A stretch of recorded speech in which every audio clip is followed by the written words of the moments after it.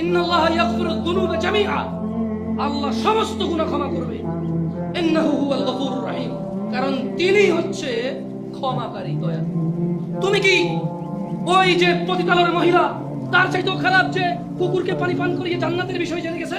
আমাদেরকে আল্লাহ নবী সাল্লাল্লাহু আলাইহি ওয়াসাল্লাম জানাইছে তার বিষয়, যে সে জান্নাতে প্রবেশ করবে। সে কি ছিল? পতিতা। কি ছিল? কি ছিল?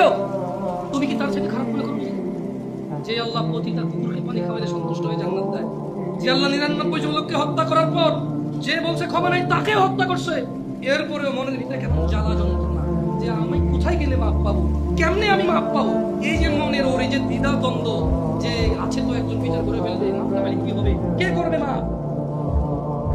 আল্লাহ তার জন্য যে জমিন তুমি এক চুল নাড়তে পারো না, আরে নাড়বা কেমনে? ওই প্লেটে টিনে রেখেছে, দেখছো? বলতেছে যে ঢাকছো খালি করো, 24 লাখ মানুষ মারা যাবে, এত মানুষ মারা যাবে, ওই মাটিকে আল্লাহ কাছে